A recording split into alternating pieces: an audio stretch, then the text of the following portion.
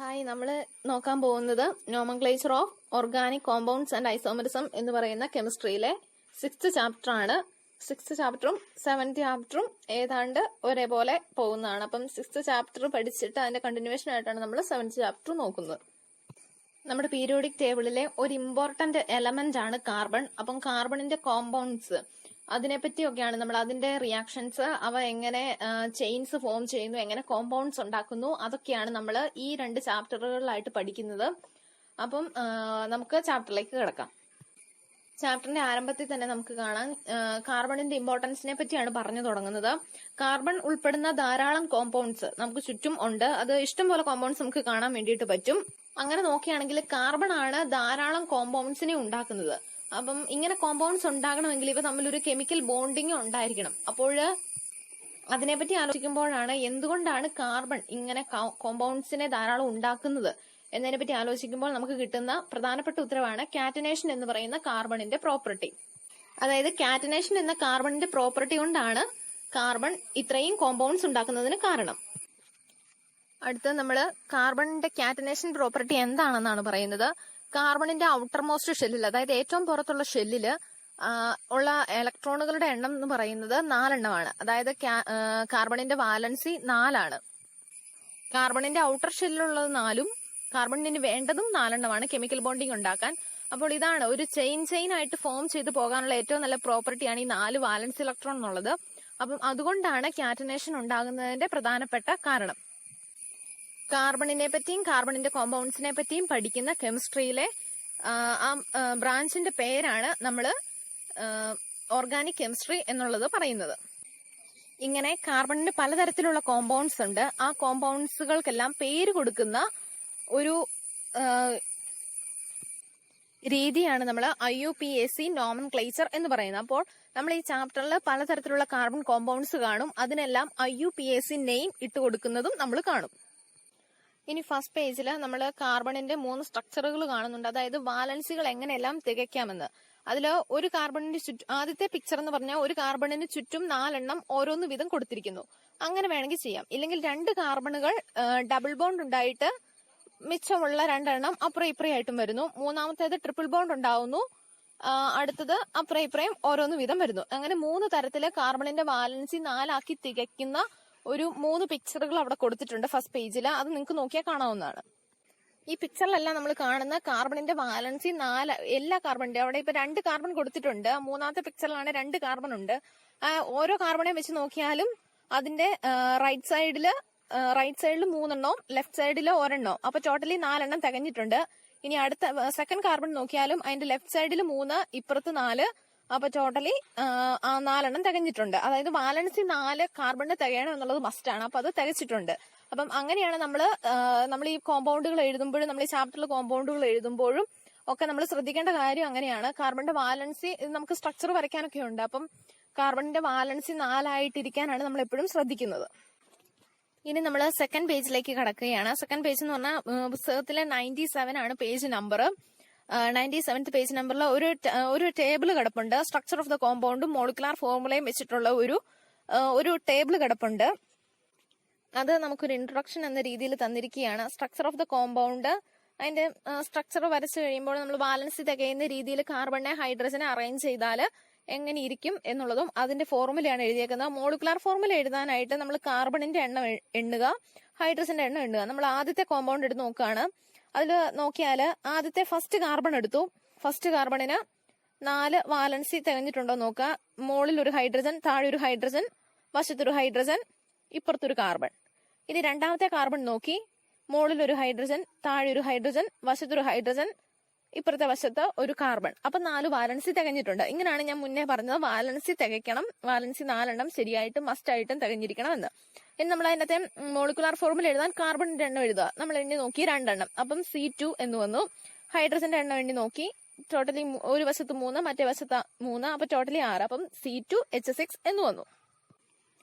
ഇനി നമ്മൾ അതിന്റെ സെക്കൻഡ് കോളം നോക്കുകയാണ്. സെക്കൻഡ് കോളം നോക്കുമ്പം ഫസ്റ്റ് ഒരു കാർബൺ, അത് കഴിഞ്ഞ് ഡബിൾ ബോണ്ട്, പിന്നെ ഒരു കാർബൺ, പിന്നെ ഈ 2 കാർബണിന്റെയും അപ്പുറം ഇപ്പുറയായി ഓരോരോ ഹൈഡ്രജൻ വീതം കൊടുത്തിരിക്കുന്നു. അതിന്റെ ബാലൻസ് തികഞ്ഞൊന്ന് നോക്കിയാൽ കാർബണിന് ഡബിൾ ബോണ്ട് കിട്ടി, പിന്നെ 2 ഹൈഡ്രജൻ. അപ്പം ഡബിൾ ബോണ്ടും 2 ഹൈഡ്രജനും ആവുമ്പോൾ ടോട്ടലി 4 ആയി. ഫസ്റ്റ് കാർബണിന് കുഴപ്പമില്ല. സെക്കൻഡ് കാർബൺ നോക്കുമ്പോൾ അതുപോലെ തന്നെ ഒരു ഡബിൾ ബോണ്ട് ഉണ്ട്, പിന്നെ 2 ഹൈഡ്രജനും ഉണ്ട്. അപ്പൊ ടോട്ടലി 4 ആയിട്ടുണ്ട്. അപ്പൊ നമ്മൾ കാർബണും ഹൈഡ്രജനും എണ്ണുകയാണ്. അപ്പൊ എണ്ണുമ്പോൾ 2 കാർബൺ 4 ഹൈഡ്രജൻ. അപ്പം C2H4 എന്നുള്ള മോളിക്കുലാർ ഫോർമുല കിട്ടുന്നു. ഇതുപോലെ തന്നെയാണ് നമ്മൾ തേർഡ് കോളം നോക്കുമ്പോഴും ഒരു കാർബണിന് ഒരു വശത്ത് 3 ബോണ്ട് ഉണ്ട്, ഇപ്പറേ ഒരു ഹൈഡ്രജനും ഉണ്ട്. അപ്പൊ ടോട്ടലി 4 തികഞ്ഞിട്ടുണ്ട്. അതുപോലെ തന്നെ മറ്റേ കാർബണും അങ്ങനെ തന്നെ സംഭവിച്ചിട്ടുണ്ട്. ഇനി നമ്മൾ ടോട്ടലി എണ്ണി നോക്കുമ്പം 2 കാർബണും 2 ഹൈഡ്രജനും കിട്ടുന്നതാണ്. ഇനി ആ ടേബിളിന് താഴെ ഒരു ചോദ്യം ചോദിച്ചിട്ടുണ്ട്. What are the characteristics of the compound given in the table? ടേബിളിൽ നിന്നും എന്താണ് നമുക്ക് മനസ്സിലാകുന്നത്? ഒന്നാമത്തെ കാര്യമാണ് ദേ ആർ ഹൈഡ്രോ കാർബൺ. ഹൈഡ്രജനും കാർബണും അടങ്ങിയിട്ടുള്ളത് കൊണ്ടാണ് നമ്മൾ അതിനെ ഹൈഡ്രോ കാർബൺസ് എന്ന് വിളിക്കുന്നത്. ഇനി അതിൽ നിന്ന് നമുക്ക് കാണാവുന്ന എന്താന്ന് വെച്ചിട്ടുണ്ടെങ്കിൽ single bond, double bond, triple bond, ഇങ്ങനെ 3 ബോണ്ടുകൾ കാർബണിന്റെ ഇടയ്ക്ക് ഉണ്ടായിട്ടുള്ളതായിട്ട് കാണാൻ പറ്റും. ഇനി നമ്മൾ വീണ്ടും എഗെയിൻ ആ മുകളിലത്തെ ടേബിളിലേക്ക് നോക്കുകയാണെങ്കിൽ ഇത് ഇങ്ങനെ നമ്മളൊരു കോമ്പൗണ്ടിന് എഴുതിയാണെങ്കിൽ അതൊരു വലിയ പിക്ചർ മാതിരിയായിരിക്കും നമ്മൾ റെപ്രസെന്റ് ചെയ്യുന്ന പോലെ നമുക്ക് തോന്നും, വലുതായിരിക്കും. ഇതൊരു ചെറിയ കോമ്പൗണ്ട് ആയതുകൊണ്ടാണ് ഇത്ര ഒരു ഇതായിട്ട് ഒതുങ്ങിയത്. അപ്പൊ ഒരു വലിയ കോമ്പൗണ്ട് ആണെങ്കിൽ നമ്മൾ ഇതെല്ലാം ഇങ്ങനെ വരച്ച് വരുമ്പോഴത്തേക്കും വലുതായിട്ട് തോന്നും. അതുകൊണ്ട് നമുക്ക് ഈ ഫോർമുലയെ മാക്സിമത്തിൽ നിന്ന് ഒരു മിനിമൈസ് ചെയ്ത ഒരു ഫോർമുല പോലെ ആക്കണം. അപ്പം അതിനു വേണ്ടിയിട്ട് നമ്മൾ ടേബിളിലെ ഫസ്റ്റ് കോമ്പൗണ്ട് എടുക്കുകയാണ്. ഒരു വശത്ത് 3 ഹൈഡ്രജനും മറ്റേ വശത്ത് 3 ഹൈഡ്രജനും വരുന്ന ഫസ്റ്റ് C2H6 എന്ന മോളിക്കുലാർ ഫോർമുല വരുന്ന കോമ്പൗണ്ട് എടുക്കുകയാണെങ്കിൽ അതിനെ നമുക്ക് കണ്ടൻസ് ചെയ്ത് അല്ലെങ്കിൽ ചുരുക്കി ഇങ്ങനെ എഴുതാം: CH3 സിംഗിൾ ബോണ്ട് CH3. അതായത് ഒരു വശത്തെ കാർബണും ഹൈഡ്രജൻ 3 ചേർത്ത് CH3 എന്നും, സിംഗിൾ ബോണ്ട് ഇട്ടിട്ട് അടുത്ത കാർബണും 3 ഹൈഡ്രജനും ചേർത്ത് CH3 എന്നെഴുതാം. അതായത് CH3 സിംഗിൾ ബോണ്ട് CH3. നേരത്തെ അതേ കോമ്പൗണ്ട് തന്നെയാണ് നമ്മൾ ഇങ്ങനെ ചുരുക്കി എഴുതിയത്. കാരണം നമുക്ക് വലിയ ഫിഗർ ആയിട്ട് നമുക്ക് ആ സാധനം ആവശ്യമില്ല, നമുക്ക് കുഞ്ഞതായിട്ടിരിക്കുന്നതാണ് ഏറ്റവും സൗകര്യം. അതുകൊണ്ട് വേണ്ടിയിട്ടാണ് നമ്മൾ ഇങ്ങനെ ചുരുക്കി എഴുതിയത്. അതേപോലെ തന്നെ നമ്മൾ ആ ടേബിളിലെ സെക്കൻഡ് കോമ്പൗണ്ട് നോക്കിയാൽ അതിനെ നമുക്ക് CH2 ഡബിൾ ബോണ്ട് CH2 എന്നെഴുതാൻ പറ്റും. അടുത്ത കോമ്പൗണ്ട് നോക്കിയാൽ CH ട്രിപ്പിൾ ബോണ്ട് CH എന്ന് മാറ്റി എഴുതാൻ വേണ്ടിയിട്ട് പറ്റും. ഇങ്ങനെ ചുരുക്കി എഴുതുന്നതിന്റെ പേരാണ് കണ്ടൻസ്ഡ് ഫോർമുല എന്ന് പറയുന്നത്. ഒരു ഹൈഡ്രോ കാർബണിനെ ഇങ്ങനെ ചുരുക്കി എഴുതുന്നതിന്റെ പേരാണ് കണ്ടൻസ്ഡ് ഫോർമുല എന്ന് പറയുന്നത്. ഇനി വീണ്ടും നമ്മൾ ഈ ഫസ്റ്റ് കോമ്പൗണ്ടിനെ തന്നെ നോക്കുകയാണെങ്കിൽ അതിലെല്ലായിടത്തും ഒരു സിംഗിൾ ബോണ്ട് മാത്രമേ ഉള്ളൂ. അതിലൊരു ഡബിൾ ബോണ്ടും ട്രിപ്പിൾ ബോണ്ടും ഒന്നും വന്നിട്ടില്ല. ഒരു ഓപ്പൺ ചെയിനില് സിംഗിൾ ബോണ്ട് മാത്രം ഉള്ളതിന്റെ പേരാണ് ആൽക്കെയിൻസ്. ഇതിനെ നമ്മൾ സാച്ചുറേറ്റഡ് ഹൈഡ്രോ കാർബൺസ് എന്നുകൂടി പറയാറുണ്ട്. ഈ ആൽക്കെയിൻസിനെയാണ് നമ്മൾ സാച്ചുറേറ്റഡ് ഹൈഡ്രോ കാർബൺസ് എന്നുകൂടി പറയുന്നത്. ഡബിൾ ബോണ്ട് ഉള്ള ഒരു ഓപ്പൺ ചെയിനിൽ ഡബിൾ ബോണ്ട് ഉണ്ടെങ്കിൽ അതിനെ നമ്മൾ ആൽക്കീൻസ് എന്ന് പറയും. അത് അൺസാച്ചുറേറ്റഡ് ആയിരിക്കും. അതുപോലെ തന്നെ ട്രിപ്പിൾ ബോണ്ട് ഉണ്ടെങ്കിൽ, ഒരു ഓപ്പൺ ചെയിനിൽ ട്രിപ്പിൾ ബോണ്ട് ഉണ്ടെങ്കിൽ അതിനെ നമ്മൾ ആൽക്കൈൻസ് എന്ന് പറയും. അതും അൺസാച്ചുറേറ്റഡ് ആയിരിക്കും. മലയാളത്തിൽ പറയുകയാണെങ്കിൽ പൂരിതവും അപൂരിതവും എന്ന് പറയുന്നത് പോലെ. അതായത് ആൽക്കെയിൻസ് പൂരിത സംയുക്തങ്ങളായിരിക്കും, ആൽക്കീൻസും ആൽക്കൈൻസും അപൂരിത സംയുക്തങ്ങളായിരിക്കും. ഇനി നമ്മൾ അടുത്ത പേജിലേക്ക് പോവുകയാണ്. അവിടെ വലിയൊരു ടേബിൾ ആണ് ആദ്യം തന്നെ കൊടുത്തിരിക്കുന്നത്. അത് കംപ്ലീറ്റ് ചെയ്യാനാണ് പറഞ്ഞിരിക്കുന്നത്. അത് നമ്മൾ നോക്കുകയാണെങ്കിൽ ആദ്യത്തെ column number of carbon atoms, അത് 1, 2, 3, 4 അത് എണ്ണാവുന്നതേ ഉള്ളൂ. എത്ര കാർബൺ ഉണ്ടെന്ന് എണ്ണി അങ്ങ് എഴുതിയാൽ മതി. സ്ട്രക്ചർ, അടുത്ത കോളം എന്ന് പറയുന്നത് സ്ട്രക്ചർ ഓഫ് ആൽക്കെയിൻസ് ആണ്. അതിന്റെ പിക്ചർ ആണ് വരച്ചേക്കുന്നത്. പിന്നെ കണ്ടൻസ്ഡ് ഫോർമുല മുന്നേ പറഞ്ഞ പോലെ ചുരുക്കി എഴുതിയേക്കുന്നു. അടുത്ത മോളിക്കുലാർ ഫോർമുല എഴുതാൻ കാർബണിന്റെ എണ്ണം എഴുതി താഴെ എഴുതുക, ഹൈഡ്രജന്റെ എണ്ണം എഴുതി താഴെ എഴുതുക. അങ്ങനെ എഴുതിയ മോളിക്കുലാർ ഫോർമുല ആയിക്കോളും. അപ്പം അങ്ങനെയുള്ള പലതാണ് നമ്മൾ ഇനി ചെയ്യുന്നത്. അതിൽ ആദ്യത്തെ 3 കോളങ്ങൾ അവർ കംപ്ലീറ്റ് ചെയ്തിട്ടുണ്ട്. 4th ഉം 5th കോളംസ് ആണ് നമ്മൾ ഫില്ല് ചെയ്യേണ്ടത്. നമുക്ക് ഫസ്റ്റ് കോളം നോക്കാം. ആ ഫസ്റ്റ് കോളത്തില് ഒരു കാർബണും അതിന് ചുറ്റും 4 ഹൈഡ്രജനുമാണ് ഉള്ളത്. അപ്പോൾ കണ്ടൻസ്ഡ് ഫോർമുല എന്ത് വരുന്നു? ഒരു കാർബൺ 4 ഹൈഡ്രജൻ CH4 എന്ന് നമ്മൾ വിളിച്ചു. 4 ഹൈഡ്രജൻ CH4. അപ്പൊ മോളിക്കുലാർ ഫോർമുലയും കാർബണിന്റെ എണ്ണോ ഹൈഡ്രജന്റെ എണ്ണോ എണ്ണി എടുത്ത് എഴുതുമ്പോൾ കാർബൺ 1, ഹൈഡ്രജൻ 4. ഈ 1 എന്നുള്ളത് ഇടേണ്ട ആവശ്യമില്ല. C എന്ന് എഴുതിയാൽ തന്നെ 1 എന്നാണ് അർത്ഥം. അപ്പൊ അതിന്റെ താഴെ കൊണ്ടുവന്ന് 1 എഴുതേണ്ട ആവശ്യമില്ലാത്തത് കൊണ്ടാണ് നമ്മൾ CH4 എന്ന് മാത്രം എഴുതുന്നത്. ഇനി നമുക്ക് സെക്കൻഡ് കോളം നോക്കാം. സെക്കൻഡ് കോളം നോക്കുമ്പോൾ അതിനകത്ത് 2 കാർബൺ ഉണ്ട്. ഓരോ കാർബണിലും 3 എണ്ണം ഹൈഡ്രജൻ അറ്റാച്ച് ചെയ്തിട്ടുണ്ട്. നോക്കിയാൽ നമുക്ക് കാണാം. ഒരിക്കൽ കൂടി പറയാണ്, 2 കാർബൺ ഉണ്ട്. ഓരോ കാർബണിലും 3 ഹൈഡ്രജൻ വീതം അറ്റാച്ച് ചെയ്തിട്ടുണ്ട്. ഈ കാർബണുകൾ തമ്മിലും കണക്റ്റഡ് ആണ്. ഇനി നമുക്ക് കണ്ടൻസ്ഡ് ഫോർമുല എഴുതാം. മുന്നേ പറഞ്ഞ പോലെ ഒരു കാർബണിന് എത്രയുണ്ട്? 3 ഹൈഡ്രജൻ ഉണ്ട്. അപ്പോൾ നമ്മൾ CH3 എന്ന് എഴുതുന്നു. പിന്നെ അതും അടുത്ത CH3 ആയിട്ടാണ് ബന്ധിപ്പിച്ചിരിക്കുന്നത്. നോക്കുമ്പോൾ നമുക്ക് കാണാം അതുകൊണ്ട് നമുക്ക് condensed formula CH3 single bond CH3 എന്ന് എഴുതാവുന്നതാണ്. അതായത് ഓരോ കാർബണിലും എന്തോരം അറ്റാച്ച് ചെയ്തിരിക്കുന്നു എന്നേ ഉദ്ദേശിക്കുന്നുള്ളൂ. CH3 single bond CH3. ഇത് മനസ്സിലായി എന്ന് വിചാരിക്കുന്നു. ഇനി നമ്മൾ ടോട്ടലി എണ്ണി എഴുതുന്നു. കണ്ടൻസ്ഡ് ഫോർമുല നമ്മൾ ഓരോ കാർബണിലും അറ്റാച്ച് ചെയ്തതാണ് എഴുതുന്നത്. മോളിക്കുലാർ ഫോർമുല നമ്മൾ ടോട്ടൽ എണ്ണിയാണ് എഴുതുന്നത്. ആ ടോട്ടൽ സ്ട്രക്ചറിൽ എന്തോരം ഉണ്ടെന്നാണ് എണ്ണി എഴുതുന്നത്. കണ്ടൻസ്ഡ് ഫോർമുലയ്ക്ക് അതിന്റെ ആവശ്യമില്ല. കണ്ടൻസ്ഡ് ഫോർമുല എഴുതുമ്പം ഒരിക്കൽ കൂടി പറയാണ്, കണ്ടൻസ്ഡ് ഫോർമുല എഴുതുമ്പം ഓരോ കാർബണിലും എത്ര ഹൈഡ്രജൻ ഉണ്ടെന്ന് എഴുതുന്നു.